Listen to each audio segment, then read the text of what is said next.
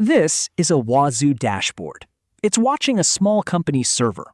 2 people run IT. There is no security team. It's a holiday weekend. The office is empty. Nobody is going to look at this screen for 3 days. Over the next 26 minutes, an attacker will scan this server, then break into an account, then read customer data. Wazuh will detect all of it, every step, and none of it will be stopped. This is the difference between detection and prevention. Let me show you what that looks like. The lab is 3 machines. First, the Wazuh manager. It collects everything the agents send it, and it gives me this dashboard. Second, the server being attacked. It runs Debian. It has Suricata on it, watching network traffic, and it has a Wazuh agent watching the system logs. Third, the attacker. In the lab, that's a Kali box. In the scenario, it's someone who found an open SSH port and started trying doors.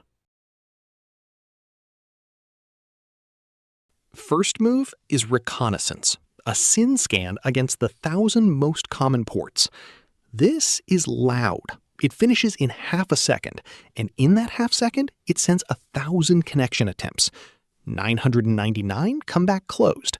1 comes back open. Port 22, SSH. That's the whole point of scanning. The attacker traded 30 seconds of noise for 1 useful fact. They now know exactly where to spend their time.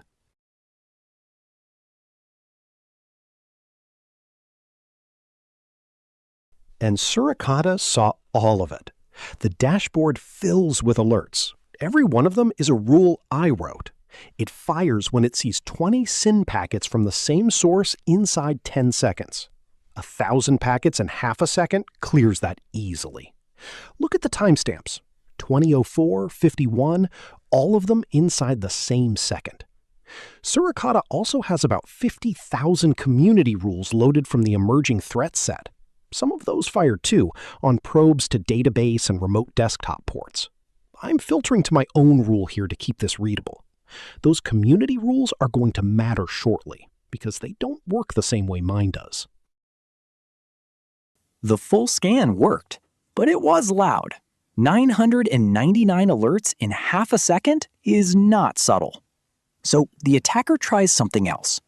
A hard 1-second gap between every probe. 1 packet, wait.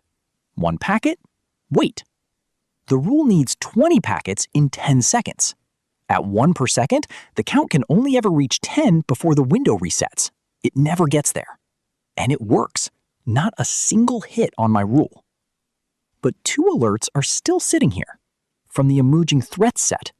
2006-24, 2006-44.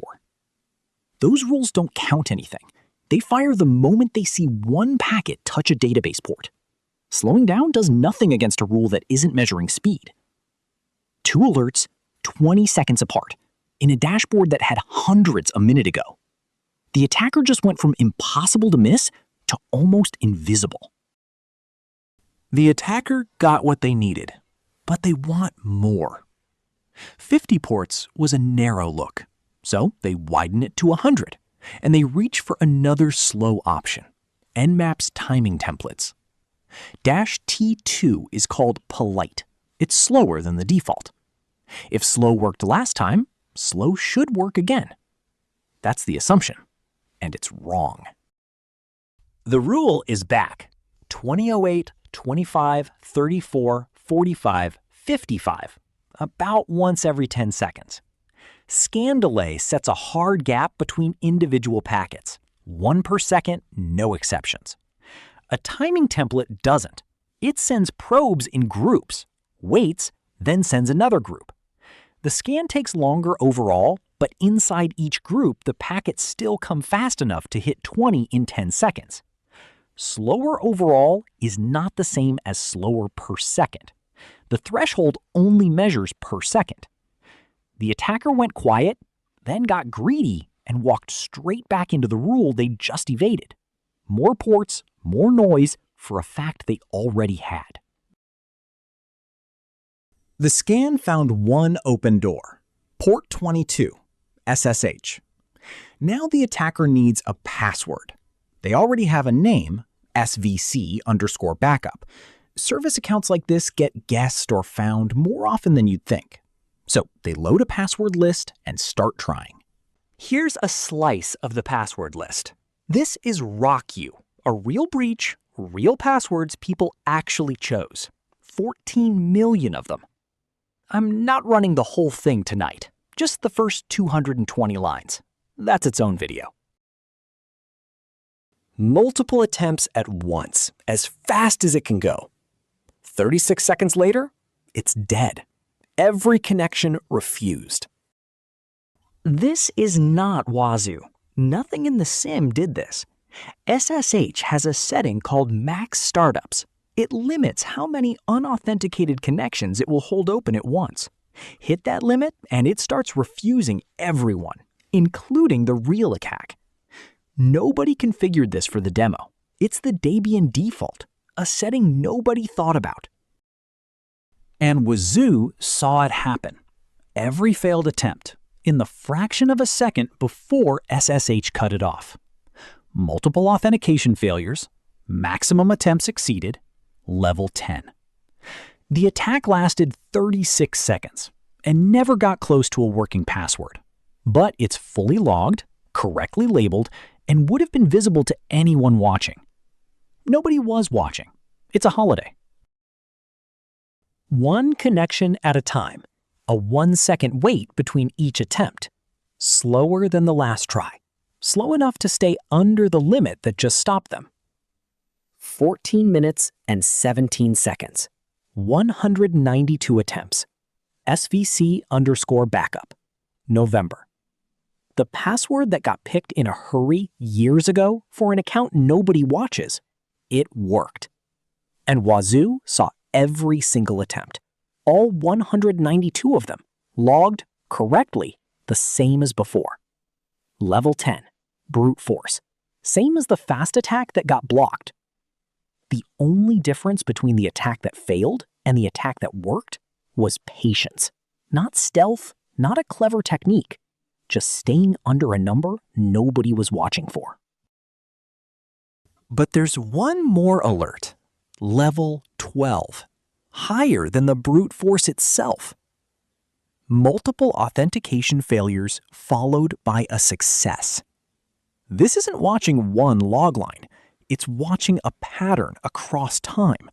And Wazuh connected them. That's something Suricata could never do. Suricata watches packets. It has no memory of what happened 10 minutes ago. Wazuh does. And that's also the most important alert in this entire attack. Not because it's the loudest. It's actually a level higher than anything else that fired. Because it's the only one that describes what actually happened. Not a scan, not a login. A compromise. Time to see what all those login attempts bought them. They're in. It has no idea anything is wrong. LS. One file, customerrecords.txt. Cat, customerrecords.txt. Names, account numbers, balances. This is fictional data, built for this lab. But the account it's sitting in is real. The password is real. The path an attacker took to get here, reconnaissance, a guest username, a weak password, 14 minutes of patience, none of that is fictional at all. And reading this file generated nothing. No alert. Suricata sees encrypted traffic, nothing more. Wazuh sees a valid user reading a file it has permission to read. Neither one has any reason to care. This is the part detection doesn't cover. Not because the tools failed, because there was nothing left to detect. The compromise already happened. Everything after this point just looks like someone doing their job. So what happens the next workday? The analyst opens the dashboard. Multiple failures, one success. Level 12. The first move isn't blocking an IP. It's checking whether that login actually happened. Because it did. And everything after this point is incident response, not detection. But the real question isn't what the analyst does that morning. It's what should have made that alert impossible in the first place. A login attempt cap would have locked this account after a handful of tries, not left it open the whole time. Key-based authentication, instead of a password, would have made the whole attack pointless from the start. A password rotated sometime in the last few years wouldn't have been sitting in a word list. And active response, configured once, could have banned the source the moment Wazuh called this a brute force, instead of just watching it correctly and doing nothing. None of that is exotic. It's basic hygiene that a two-person IT team, stretched thin, didn't get around to. That's not a failure of tools. Wazuh worked. Suricata worked. Every alert in this video was accurate. Detection was never the problem. The problem was that detection was the only thing in place. As always, thanks for watching.